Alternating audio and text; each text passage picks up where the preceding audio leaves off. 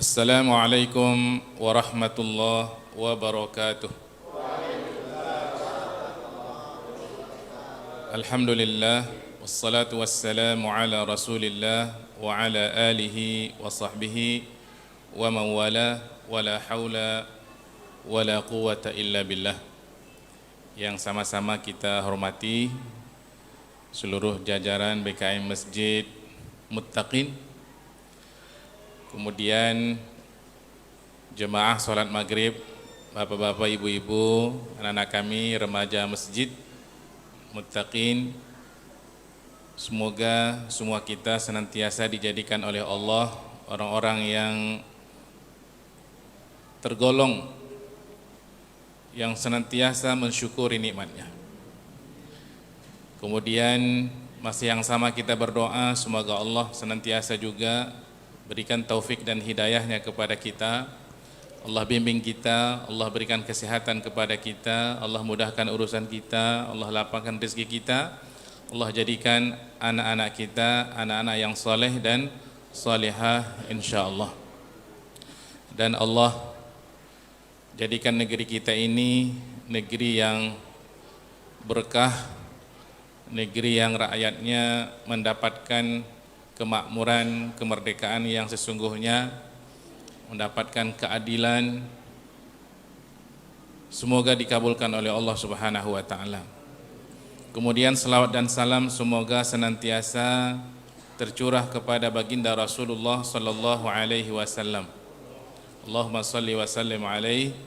Dan juga semoga kita semua yang hadir di masjid ini termasuk umat Nabi Muhammad sallallahu alaihi wasallam yang diizinkan oleh Allah untuk mendapatkan syafaat dari baginda Rasulullah sallallahu alaihi wasallam. Bapak Ibu sekalian yang dirahmati oleh Allah, malam ini kita tadabbur surah Al-Mulk. Saya awali dari keutamaan surah Al-Mulk. Kalau kita baca surah Al-Mulk ini, kira-kira apa yang kita dapatkan? Disebutkan oleh baginda Rasulullah sallallahu alaihi wasallam, inna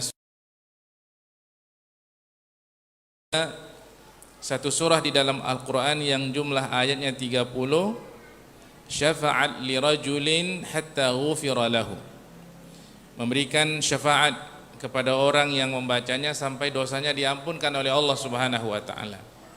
Wahia suratu tabarakalladzi biyadihil mulku, yaitu surah Tabarak.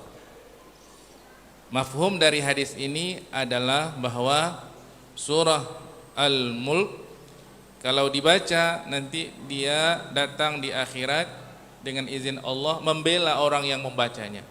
Minta kepada Allah agar orang yang membaca surah ini diampunkan dosanya oleh Allah Subhanahu wa taala sampai kemudian Allah masukkan dia ke dalam surga. Itu riwayat yang pertama dari Al-Imam At-Tirmidzi rahimahullah. Ada riwayat yang kedua juga dari Al-Imam At-Tirmidzi, kata Nabi bahwa surah Al-Mulk ini dinamakan dengan Al-Mani'ah, yaitu surah yang mencegah, atau Al-Munjiyah, surah yang dapat menyelamatkan dengan izin Allah Subhanahu wa taala. Menyelamatkan dari apa? Tunjihi min azabil qabri, menyelamatkan orang yang membacanya dari azab kubur. Kita Bapak Ibu Ahlussunnah wal Jamaah meyakini adanya azab kubur, sebagaimana kita yakin adanya nikmat kubur. Orang yang sekarang yang berada di kuburan sana ada dua kemungkinan. Kalau tidak dia mendapatkan nikmat kubur, yang kedua dia mendapatkan siksa kubur. Apa dalilnya? Dalilnya adalah satu hari baginda Rasulullah sallallahu alaihi wasallam berjalan dengan sahabatnya. Tiba-tiba lalu di satu kuburan baginda mengambil dua pelepah korma yang masih basah dan menancapkan dua pelepah korma tadi di atas dua kuburan. Lalu sahabat bertanya, "Ya Rasulullah, nggak ada hujan, nggak ada angin, nggak ada apa juga, kira-kira begitulah bahasa kita.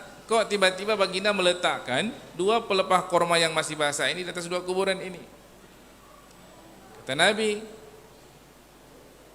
orang yang ada dalam kuburan ini sedang disiksa. Tentu pertanyaan kita, dari mana Nabi tahu bahwa orang yang ada dalam kuburan itu disiksa oleh malaikat? Tentu dari malaikat Jibril.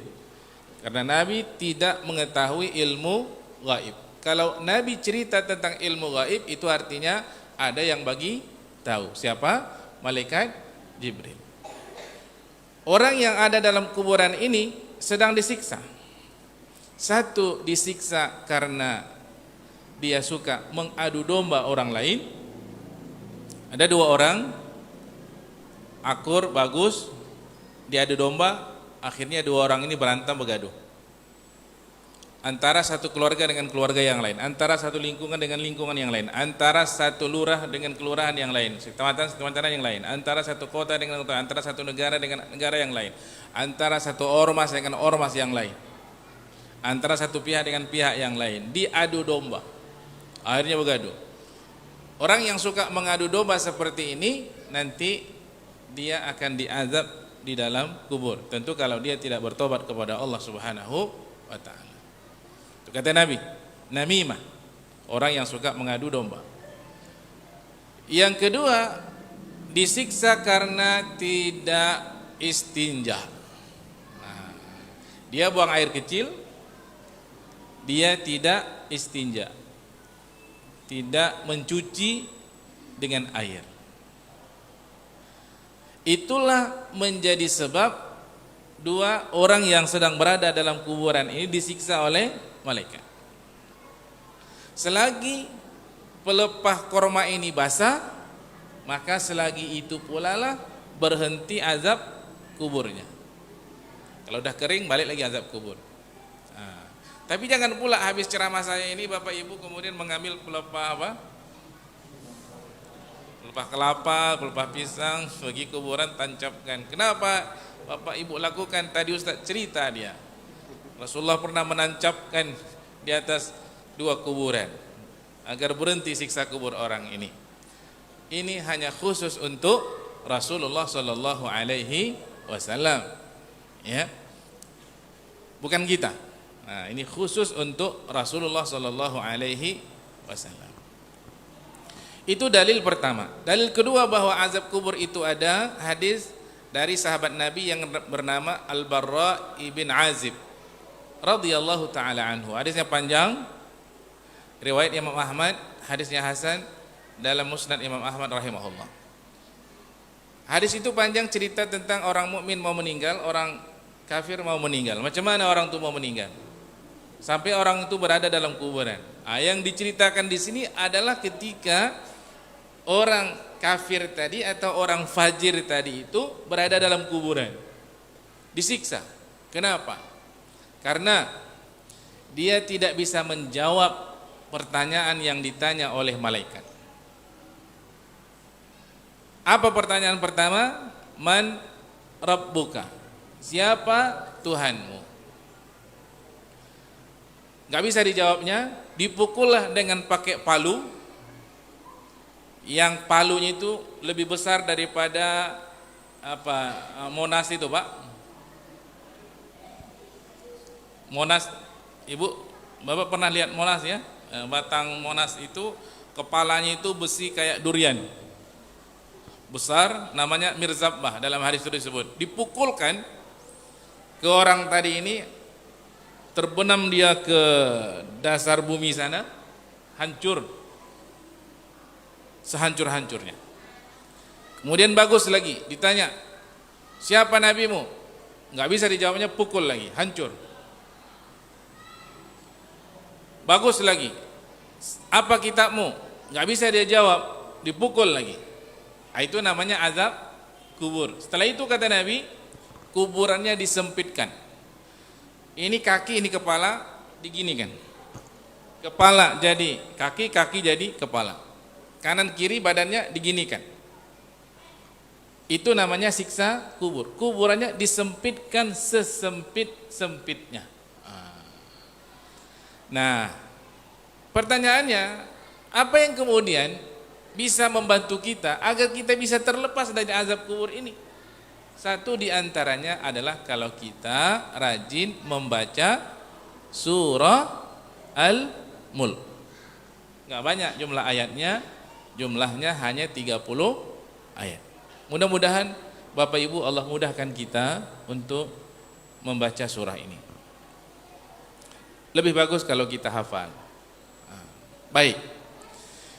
Itu bahagian pertama tentang keutamaan surah. Bahagian kedua, arti nama surah. Namanya Al-Mulk atau surah Tabarak. Al-Mulku itu artinya kekuasaan. Tabarak itu artinya pujian kepada Allah. Maha agung Allah, maha besar Allah, maha suci Allah. Sama seperti subhanallah. Ya kan? Subhanallah, alhamdulillah, Allahu akbar, tabarakallah, masya Allah. Itu semuanya adalah pujian kita kepada Allah Subhanahu wa ta'ala. Ya. Al-Mulku keagungan, kebesaran Allah Subhanahu wa ta'ala. Kalau begitu Bapak Ibu, dari awal surah Al-Mulk sampai akhir ayat yang ke-30 itu, kalau kita lihat nanti, itu semuanya menceritakan tentang kebesaran, keagungan Allah Subhanahu wa ta'ala. Kalau ini kita bisa rasakan dalam batin kita yang dalam, bahwa Allah itu maha besar, bahwa Allah itu maha agung, tentu kita ini merasakan bahwa kita ini sangat kecil di hadapan Allah Subhanahu wa ta'ala. Itu yang harus muncul. Karena Al-Quran ini kalau kita baca, kita dapat hidayah. Apa hidayahnya? Di antaranya adalah kita merasa kecil di hadapan Allah Subhanahu wa ta'ala. Kita merasa hina di hadapan Allah Subhanahu wa ta'ala. Yang besar itu Allah, yang agung itu Allah. Mari kita lihat. Tabarakalladzi biyadihil mulku. Maha suci Allah, dia punya kekuasaan. Dalam surah yang lain, surah Yasin ayat 83, fasubhanalladzi biyadihi malakutu kulli syai'in. Maka maha suci Allah Subhanahu wa ta'ala yang memiliki seluruh kerajaan yang ada di langit dan di bumi. Bapak Ibu sekalian, bumi yang kita diami ini, yang dihuni oleh manusia, hanya satu bahagian kecil dari alam semesta yang sangat luas. Dikatakan dalam ilmu astronomi, disebutkan di sana bahwa jagat raya yang besar ini terdiri dari berjuta-juta galaksi. Apa itu galaksi? Galaksi itu adalah kumpulan dari berjuta-juta bintang.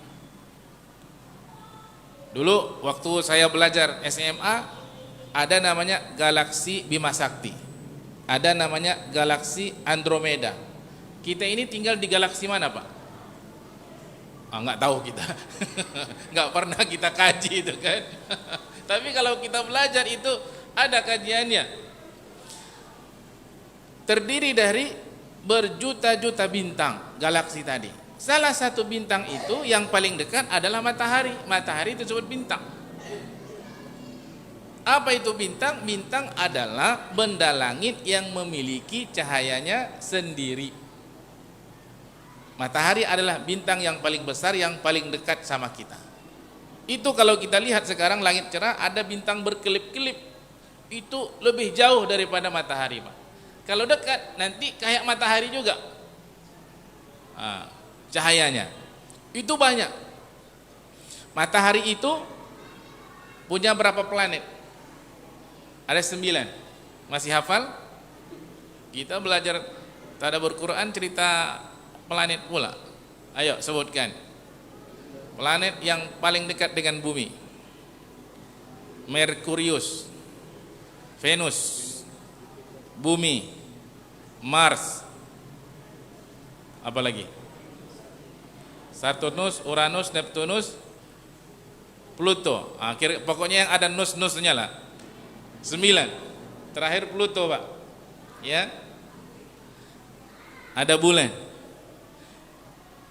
Jadi kira-kira begini, kalau di hadapan kita Pak ada layar TV besar ya, satu ini nih, besar gitu.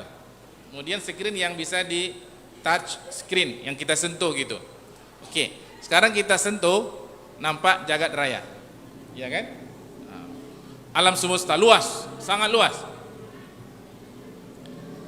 Di sini di mana kita mau melihat jagat raya? Di Medan? Ada nggak? Nggak ada. Kalau di Malaysia ada namanya planetarium.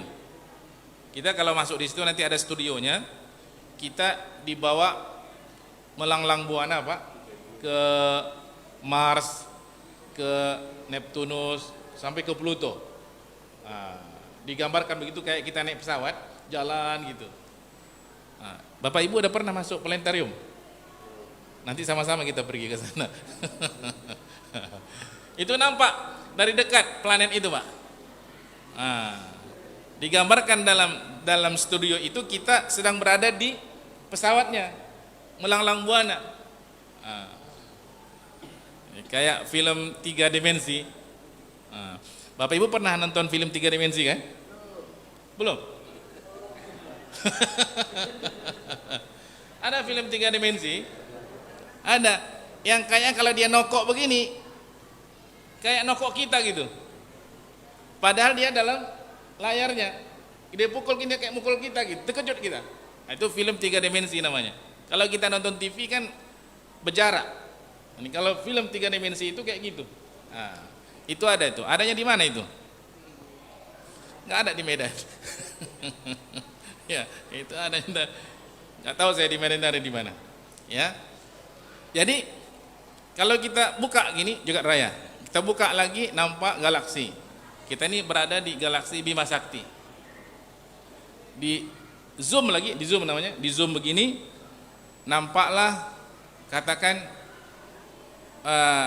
matahari ya dengan 9 planetnya. Kemudian kita zoom lagi nampak bumi. Kita zoom lagi nampaklah benua Asia. Zoom lagi nampaklah Asia Tenggara. Di zoom lagi nampaklah Indonesia. Di zoom lagi nampaklah Sumatera panjang. Di zoom lagi Sumatera Utara. Di zoom lagi nampaklah kota Medan. Di zoom lagi Medan apa ini? Medan Johor. Di zoom lagi di zoom nampaklah kita di masjid nih. Itu berapa kali zoom?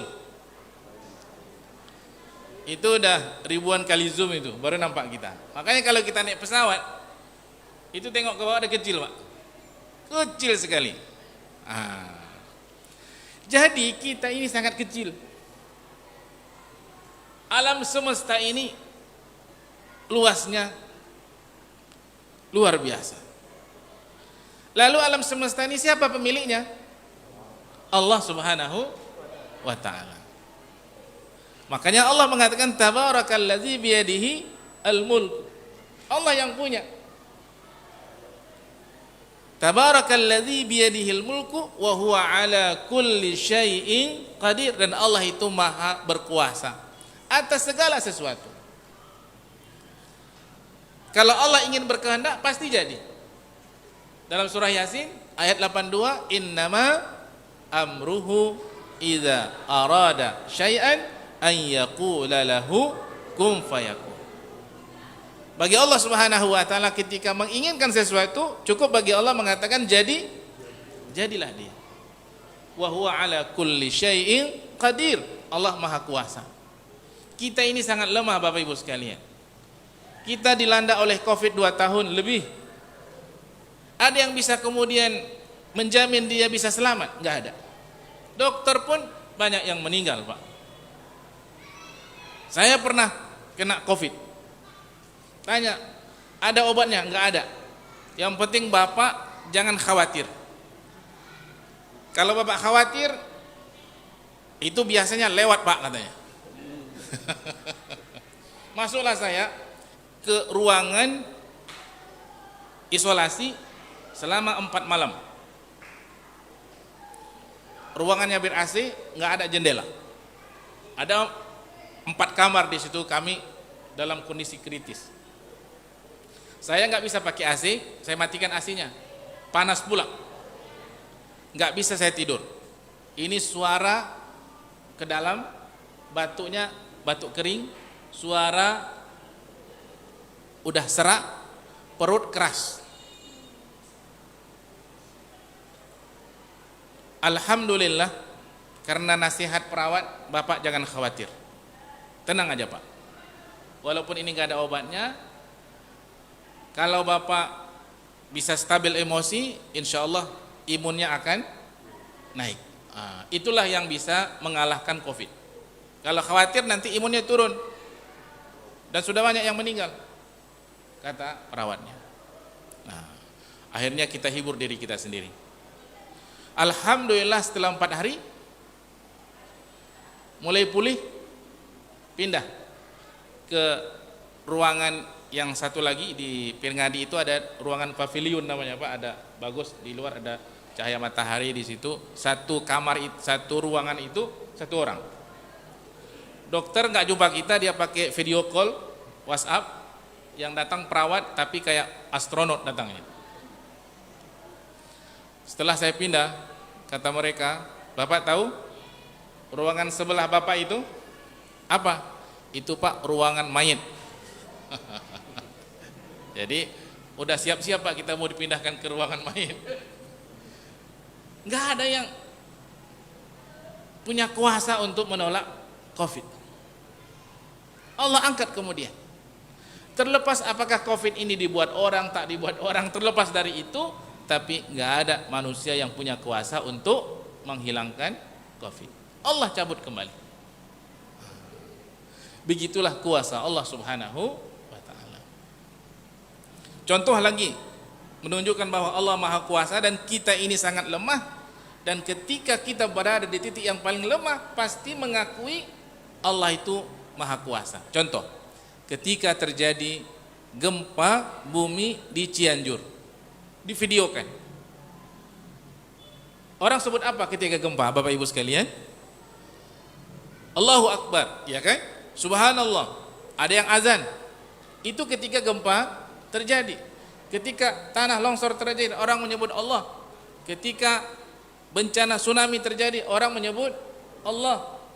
Ketika orang sedang di atas pesawat, terjadi turbulensi, gegaran pesawat, apa disebut orang? Allah. Bahkan orang yang tidak punya Tuhan pun menyebut oh my God. Iya kan? Orang yang terbaring di rumah sakit, masuk ICU, terbaring, pakai selang sudah, tapi masih bisa ngomong, nyebut apa? Allah, Allah, Allah. Walaupun seumur umurnya nggak pernah sebut Allah. Inilah fakta Bapak Ibu sekalian. Kita ini makhluk yang sangat lemah. Baru muncul pengakuan itu jika kita berada di titik yang paling lemah.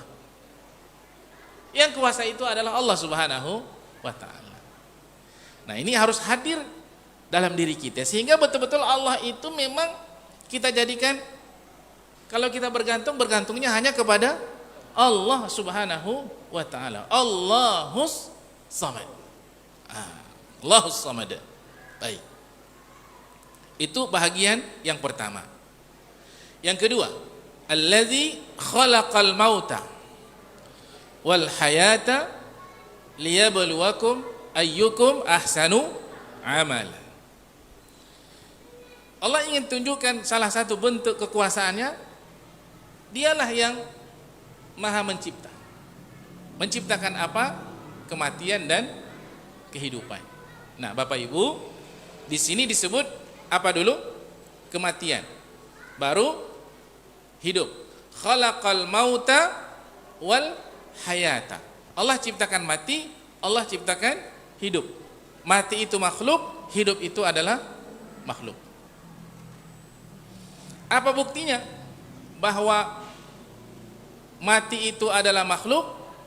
Nanti setelah orang di surga semuanya masuk surga, yang neraka masuk neraka semuanya, nggak akan ada pindah lagi.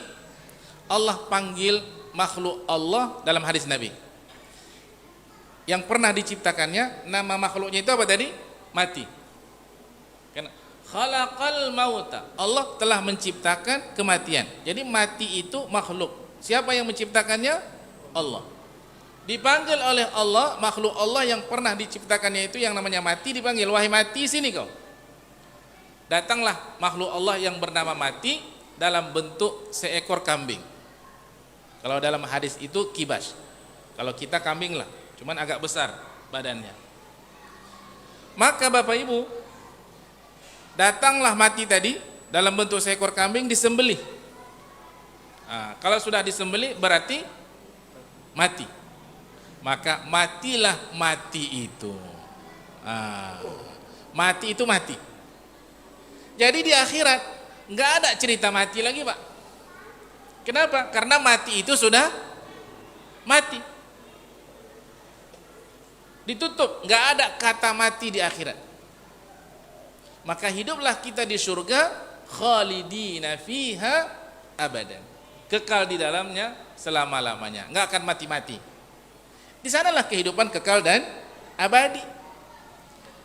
Begitu juga orang di neraka, Bapak Ibu sekalian, nggak akan pernah mati. Betapapun dahsyatnya siksaan dalam neraka, tidak akan pernah membuat manusia sampai jadi mati.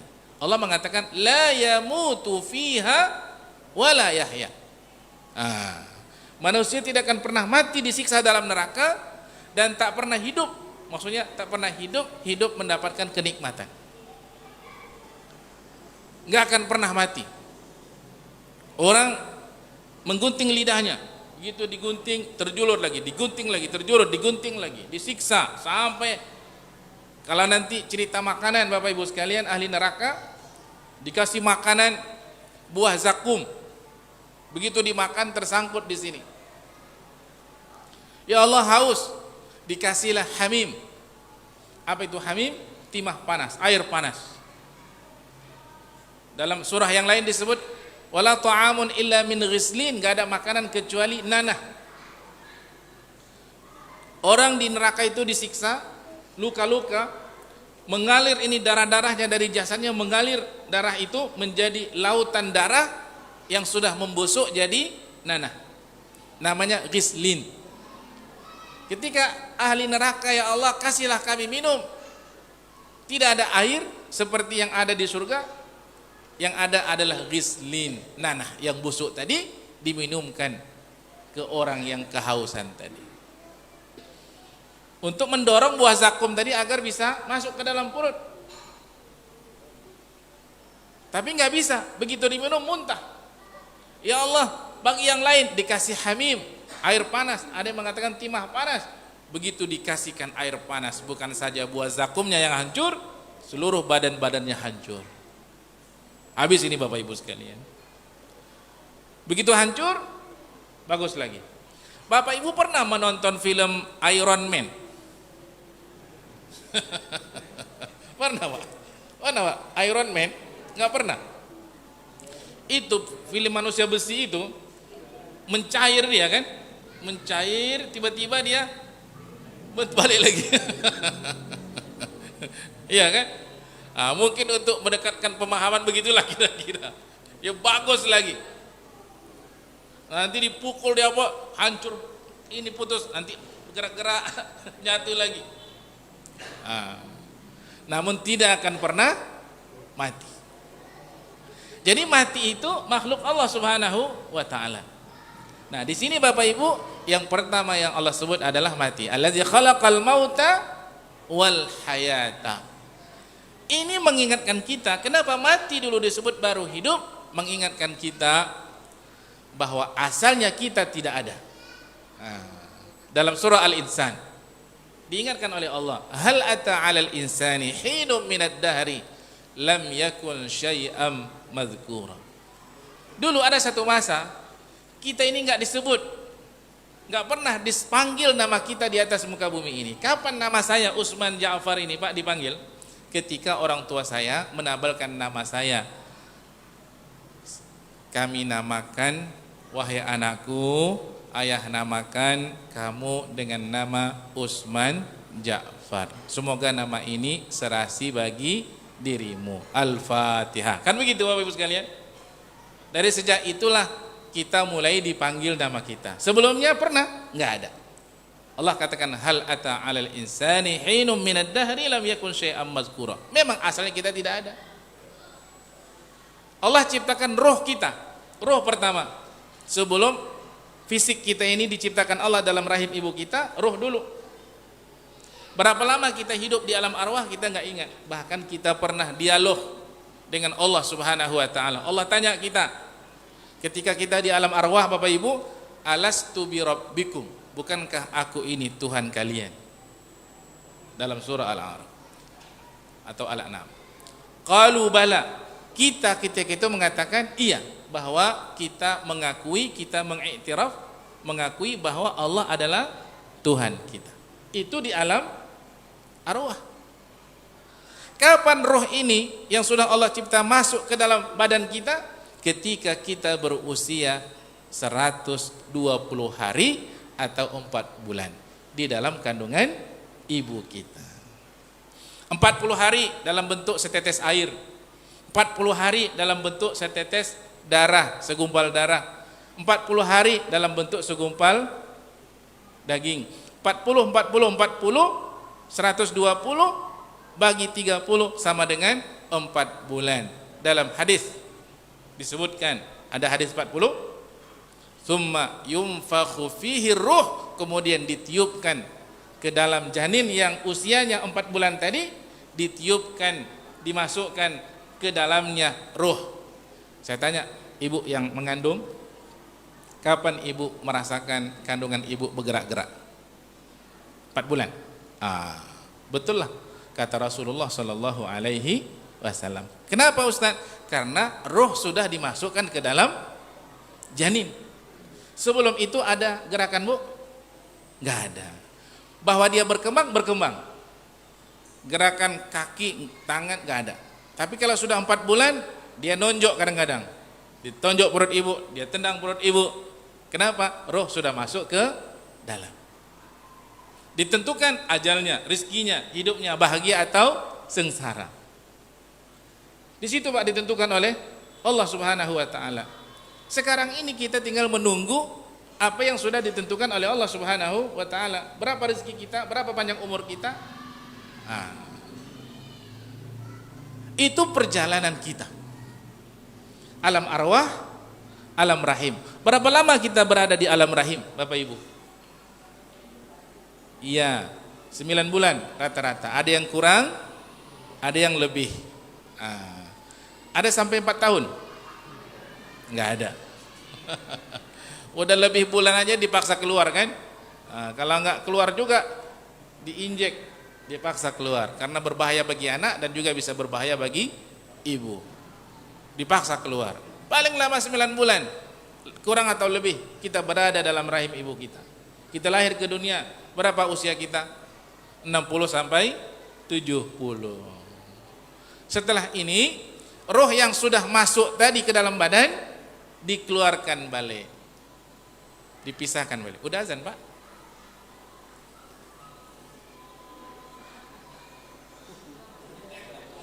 Belum? Berapa menit lagi? 7 menit. Biasanya kita azan berhenti kan? Nanti kalau ada kesempatan saya lagi, saya datang, saya sambung. Insya Allah. Ini kalau dibahas Bapak Ibu nggak bisa sebentar. Dia panjang karena ingin kita ceritakan, kita ingin hayati ya ayat-ayat ini. Saya sambung nanti kalau udah apa bagi tahu sudah azan ya. Nah, jadi awalnya kita nggak ada. Kemudian diciptakan oleh Allah, kemudian kita mati, kemudian kita hidup. Allah sebutkan dalam surah Al-Baqarah, kaifa takfuruna billah? Bagaimana kalian bisa kufur kepada Allah, kata Allah. Wa kuntum amwatan. Kalian asalnya mati, enggak ada. Fa ahyakum, kemudian Allah hidupkan kalian. Tsumma yumitukum, kemudian Allah matikan kalian. Tsumma yuhyikum, kemudian Allah hidupkan kalian. Itu perjalanan hidup kita Bapak Ibu. Jadi kalau kita baca Quran ini, Allah ingatkan tentang perjalanan hidup kita. Nggak ada yang kekal di atas muka bumi ini, walaupun dia punya kuasa, Pak. Siapa yang paling hebat di atas muka bumi ini? Fir'aun? Ada lagi? Nggak ada. Bahkan Fir'aun ketika mau mati, dia bilang apa? Orang yang mengaku jadi Tuhan, Pak, ana rabbukumul a'la, saya adalah Tuhanmu yang paling tinggi, kata Fir'aun. Tapi apa yang terjadi pada Fir'aun ketika dia mau mati? Dia bilang, qala amantu annahu la ilaha illa alladhi amanat bihi banu Israil wa ana minal muslimin. Fir'aun mengatakan, sekarang saya mau beriman. Saya mengakui tidak ada Tuhan kecuali Allah Subhanahu wa taala, Tuhan yang telah beriman kepadanya Bani Israel, dan saya sekarang ingin jadi orang Islam. Itu Fir'aun, Pak. Hari ini nggak ada orang sehebat Fir'aun. Fir'aun saja pengen jadi baik. Betul, Pak, hakikat. Maka kembalilah kita kepada fitrah. Fitrah itu bersih dan suci. Sudah azan kayaknya tadi, sudah masuk. Jadi Bapak Ibu, ini insya Allah kita teruskan kalau ada kesempatan, nanti kita ketemu lagi ya. Mudah-mudahan ada manfaatnya untuk kita semuanya. Mohon maaf tersilap kata. Terima kasih atas segala perhatian. Saya akhiri. Assalamualaikum warahmatullahi wabarakatuh. Tutup dengan doa atau ada pertanyaan? Doa. A'udzubillahi minasyaitonirrajim. Bismillahirrahmanirrahim. Alhamdulillahirabbil alamin, wassalatu wassalamu ala asyrafil anbiya'i wal mursalin wa ala alihi wa sahbihi ajma'in. Allahumma ighfir lana dzunubana wa liwalidina warhamhum kama rabbawna shighara wa li ajdadina wa li jaddatina wa li masyayikhina wa li muallimina ولجميع المسلمين والمسلمات والمؤمنين والمؤمنات الأحياء منهم والأموات إنك سميع قريب مجيب الدعوات ويا قاضي الحاجات. اللهم زدنا علما نافعا وارزقنا فهما واسعا. اللهم علمنا ما ينفعنا وذكرنا منه ما نسينا واجعل أعمالنا مقبولا. اللهم اجعل اجتماعنا هذا اجتماعا مرحوما وتفرقنا من بعده تفرقا معصوما. ربنا آتنا في الدنيا حسنة وفي الآخرة حسنة وقنا عذاب النار. صلى الله على سيدنا محمد وعلى آله وصحبه أجمعين. سبحان ربك رب العزة عما يصفون وسلام على المرسلين والحمد لله رب العالمين. السلام عليكم ورحمة الله وبركاته.